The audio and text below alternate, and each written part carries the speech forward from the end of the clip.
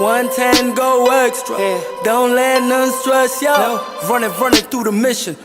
Make your hater pay rendition. 110, so I know. Circle go ham. Michael Phelps, do the stroke, do the quicksand. Gonzalez from 110% Family here with Miguel and Jean also. Joining us is Wesley Rodriguez, right-handed pitcher for the Arizona Diamondbacks. How are you, Wesley? I'm doing fine. Thank you for having me. Absolutely, man. No problem. Thanks for joining us. Pleasure to have you. Wesley was rated number 77 as a prospect by Baseball America and was drafted in one of the toughest states to get noticed by, our very own New York City. In the 12th round, not to mention, also got offered to play for University of Pittsburgh. So, Wesley, you were playing third base your freshman year. How did the position as a pitcher come up? The position as a pitcher came up since little. In high school, I went to the powerhouse, George Washington High School. There was a lot of great talent there. So unfortunately, the coach Steve Mandel, he didn't give me the opportunity to pitch because I wasn't needed. There was a lot of great talent there, a lot of great arms. So, but playing Little League and travel ball in my teenage years, 13, 12, I always pitched. I always had a good arm, always had above average arm. So just in high school, they just told me just to play third base and that's it. And what was your velocity when you first got on the pitching mound? Do you remember? I don't, but I know in high school, I hit 91 miles per hour when I was 15. Damn! You want to lend me some of that? That arm? Who do you consider a clutch hitter? I consider in MLB. Well, in high school and MLB, who do you consider? Okay. In high school, the one hitter I always really had to focus to get out was, he's actually a coach, one of my best friends. His name is Robin Adamas. He went to Monroe High School. Nice. Every time I went to face him, it was always like, damn, I'm throwing pretty hard. He swings pretty hard. If he hits it, it's gonna go pretty far. So I was always kind of a big battle between me and him. What was your favorite memory with him on the field? Any funny memories you want to tell us about it? It's actually, I'm sure you have plenty. Pretty sure you have. Yeah. It's actually a funny story because we grew up playing together. We played T-ball together. So we played T-ball, Little League, travel ball, and then we just went to different high schools because we lived in different places. And then it was weird because we're close friends, but when we got on the field, it was like we were worst enemies. We always looked at each other like we wanted to kill each other. Friendly competition. Yes. And I guess, he's playing at Lamar University. He's having great years there. Hopefully he gets drafted this year, and it always brought out the best in both of us. That's very important. That's awesome. I actually have a question for Wesley. What led you to this path, to become a professional baseball player? Like, what was your main inspiration? Because I've known you for a very long time. We both have, all of us here. And man, like, you're such a big impact for the youth, for everyone, man, pretty much. My inspiration really, it came from, I have a big brother, his name is Cyrus Martinez. He played baseball, you guys know him. Yeah, pretty sure. He was like my father figure. So, if he chose to play football, I would have been a football player. If he would have chose to play basketball, if he would have chose to play lacrosse, I would have probably played lacrosse. Lacrosse, so cricket. It's my inspiration, and I started with baseball because of him. And just my inspiration still to this day is my mother. I want to be able to give my mom an opportunity to have options, to be able to say, oh, I don't want to work. I want to go here. I want to do this. I want to be able to provide for my family so they can be comfortable. Absolutely. That's very important to have passion, especially when you're playing the sport, because a lot of players throughout the years, they tend to forget how much fun the game is, and that's very, very important. Yes. So did you always live in New York? How is it like living out here in the weather and having to keep in mind that a lot of baseball players don't get drafted or signed out of New York City? I've always lived in New York, and yes, it's really hard, you know. Coming out of New York, you have to go through a lot of obstacles, not just athletes and weather-wise. You know, where we come from, uptown Manhattan, we go through a lot of obstacles with the streets. Absolutely, you told me about that. There's a lot of, you know, there's a lot of kids that they have the talent, they have the opportunities to do different things, to have the success, but just our culture, our generation, it doesn't let them, because mentally they just can't. The simple fact of the streets, it pulls them in too much, and that's I feel like that's one of the big reasons why there's not a lot of professional athletes out of New York City, because of the streets. You gotta balance it out, you know. 100%. You gotta measure effort with talent, you know. Talent can't be the whole thing. You gotta give it your whole effort. It takes a lot being an athlete coming out of New York City. A lot of time, a lot of effort. Most importantly, not to get distracted by those around you. Yes. So, talk to us about a little bit about your journey. So, you know, obviously being surrounded, you know, by family and, you know, talented athletes out of George Washington High School. If you have to go back to it, what will you do differently? If my journey out of high school, it was amazing. I loved every second of it. Every moment in high school, I loved it. To be honest, I don't think right now that if I could go back, I would change anything different. Okay. I would just say there are some moments I wouldn't take for granted. There are some things that, you know, instead of hanging out with my friends a little more, I wish I would have put a little bit of more effort into baseball and being an athlete and practicing. No doubt. Absolutely. I mean, hey, look where it got you. You're here now, huh? A lot of people wish they had that chance also. Yes, and that's true. And that's why I say I wouldn't change it. I wouldn't change anything I did, because Fall in love with the journey, man. Yep. Fall in love with the journey, with the process. That's what it's all about. Our Now, work when pays you off. make Our it, work pays fall in off. love with the process. That's what That's it's all about. 110%. that's So, Wesley, describe the moment when you got that call. Where were you?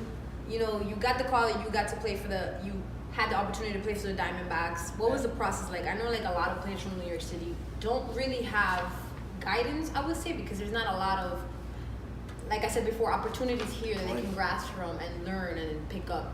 So, what was the process like? How did it feel? Where were you? I was the first day of the draft. I was actually at a banquet because I was getting an award from PSAL. Ooh. Let's go, baby. So then that day, I didn't. Unfortunately, I was supposed to get drafted in the first day, but I didn't because I had to get Tommy John. Then the second day, I was coming out of school. I was hanging out with all my friends in the park, the famous 189 park. Hey, That's basically. I'm not from the Heights. That's I big know about time. that park. That's big time. you know, Hey, man, that's my The all host. days. The all days. That's a legendary park right there. No, We Lord. do it all. We play SpongeBob there, basketball. Fue pa' allá, Juan. Absolutely. That's the Break best your ankle. park. That's the best park. I sprained my ankle a couple times. I was actually in the park, and I got a call from the Arizona Diamondbacks, and you know, it was really like a shock experience, because I didn't think I was gonna get drafted, and because of my situation. Yeah. So, you know, a lot was going through my mind. I'm a young teenage kid. Did you feel a little bit discouraged since you were hoping to get signed in the first and second? Yes. So that had a lot to do with you feeling discouraged. Obviously. Yes, I really did. I feel discouraged, you know, but my mom was there, you know, my friends, they were, you know, they were like, don't worry, bro, they're gonna call you, they're gonna, you know, you're gonna get your opportunity, you're gonna get your shot. And, you know, I had a strong system behind me, thank God. That's very important to have, especially playing sports. You always have to have a strong Yeah, it is. And so we was just there. We was just hanging out after school, and they called me. I was so surprised. The first thing I did, I called my mom. Nice. You know, gave her the news. I love Mama. Was she Valentine's Day jumping coming up and down? No. Was she crying? I would have cried. Yeah, I feel like crying right now. she was. What was your brother Well, your reaction brother when you reaction. got that call? My brother reactions. He was, you know.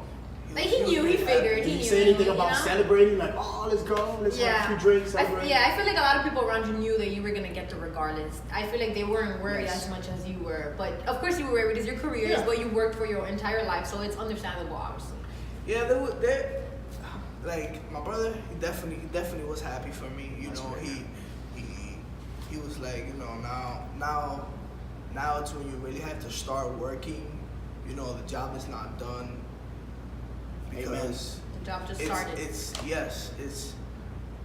not easy to get in, but it's even harder to stay in. Absolutely. So therefore, he was, you know, he's always taught me that you can never be satisfied with where you're at. You gotta always want more. And like you guys said, you know, yeah, there was a lot of people that knew I was gonna get drafted, but it still didn't. To me, it was still discouraging.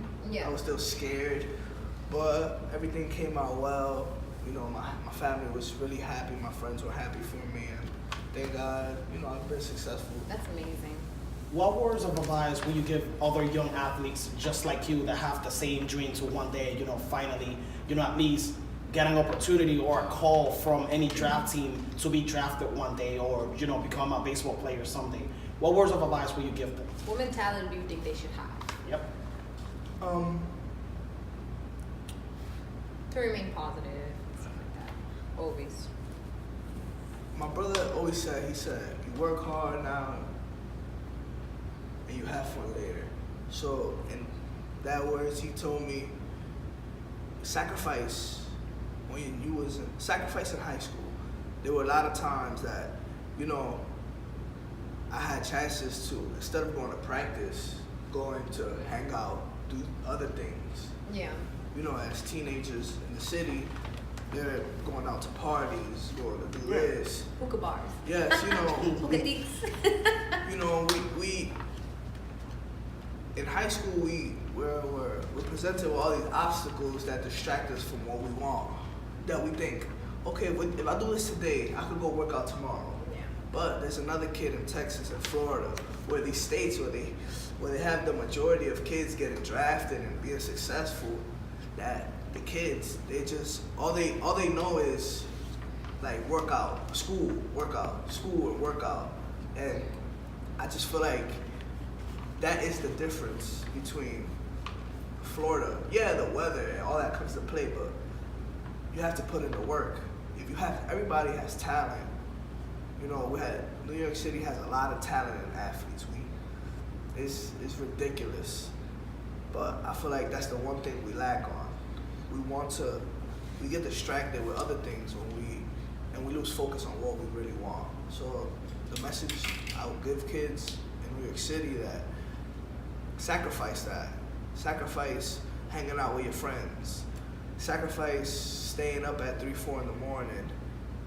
So like that, your body can get rest, you can be able to recover better, work out longer, and then you will have more energy. Thank you, Wesley. That's Now- awesome, man. Now going back to 2015, you tweeted that you were getting Tommy John surgery, and then tweeted that was the issue and why your velocity and possibly the reason for your slide in the draft. What was the rehab process like? It was, you know, well, your first year getting drafted was after obviously the Tommy John and stuff Yeah. like that. What was going through your mind? Again, what was the rehab like? Rehab was really difficult because I was away from family. It was my first time, you know, over my teenage years, travel ball, I always was away from my family, Yeah. but just for like a month, you know, I'll go away for 2 weeks, come back home, then go away for another week, come back home.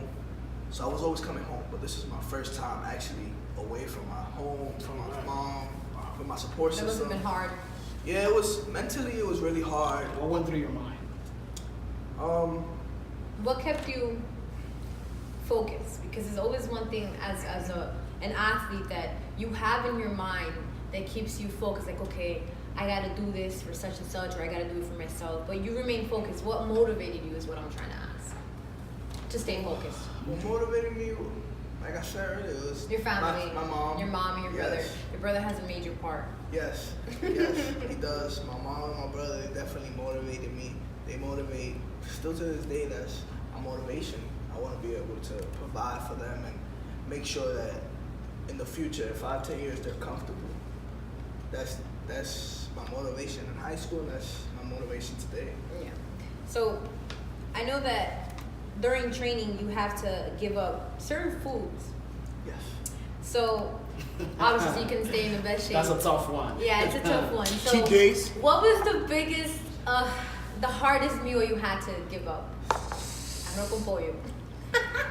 You can eat that during training, right? That's like iron to me. I think you can. I think You can eat habichuela. Yeah. Not It too much. has to be at a certain day. Go It has to overboard. be. It has to be at a certain hour. You can't, you can't go and I have didn't know some this. rice and beans Me at neither. Did you ever- 7:00. Did we ever get a chance, To me, that obviously, was- I don't come into, the locker room, talk to your guys, obviously, cook, you know what I mean? Because, hey, you gotta do your own thing, As it is. And in the clubhouse, I know that the majority of the time you spend is there, and then you go home and you have to cook for yourself, and now you have to go on your food. Yes. So what was the one thing that you ate the most since you were in training? Chipotle. Oh my god! I love Really? Chipotle. I commit sins for Chipotle. Oh my god! There you go. I want to get a Have you had subscription. Qdoba? You're No, number one Qdoba is sponsor. better, by the way. No. I don't know. Chipotle all the way. Team Chipotle. Oh god. No, I agree. The only thing better about Qdoba is never mind. On topic. When you got back to the field and stepped onto that pitching mound, right after, what was one part of your game that you were trying to stay consistent with? Also, what pitch do you say that you can rely on now? My first outing back, it was amazing. How'd your arm feel? My arm felt really great. Throughout the whole rehab process, I didn't have no hiccups, no problems, thank God. It was a real healthy one. My first start back, it was amazing. It was something. I felt like a newborn kid. Like it really felt great. It was really emotional for me. I was kind of lost too, because I was walking to the mound and it was like, wow, I haven't done this in a while. Were you scared? Because I know, from coming back from an injury and then you're stepping on the mound, you're just like, oh my god, what goes through your mind at that moment? I'm so curious. I'm not a pitcher. I'm sure it didn't feel like high school, because even I remember during those high school days, we used to come watch you play, and Brian and the other ones in G Dobbs, and it was just like super, super crowded. But I imagine, just walking into that mound. It's a lot of pressure and for you. so many people. Yeah. How did it feel? It definitely, it didn't feel like high school, but because it was no longer for fun. It's now business. it's now all a business. job. It was business, because technically when you make it to the minor leagues, it's business. They don't Yes. care about your emotions. You gotta do what you gotta do. And that's it. Exactly. So A that's trabajar. why I was, walking. I'm warming up. I finished throwing my bullpen. I sit down in the dugout. Get some water, some Gatorade, relaxing. As I'm taking my steps up the steps, trying to go to the mound, walking to the mound, it's like, oh my God, I'm about to picturing start. you in my head. 5 questions. Fire. What's your favorite player? Who's it? Hold on. Say it again. What's your favorite player? King Felix. What's your favorite food? Mango. Ow. What baseball means to you in one word? Love. Last night, snack you can't say no to. Food roll-ups. Best thing about being racing NYC. Oh, you throw him off. Best thing Best thing about New York growing City, up in the yeah. concrete jungle. The jungle? Lion-hearted. Nice. All right, I'm Denise Gonzalez, Gino, you already know. Miguel out here. and You we're already signing know. off with Wesley Rodriguez from the Diamondbacks. Make sure you guys go root him on for his opening season with the Hillsborough Hops. Guys, make sure you follow him. Check him Thank out. you for Follow joining us. Wesley. 110. Bringing the best to you from the realest. Yep. You already know. You heard it here first. Boom. Yeah. Don't ever let whether they like or not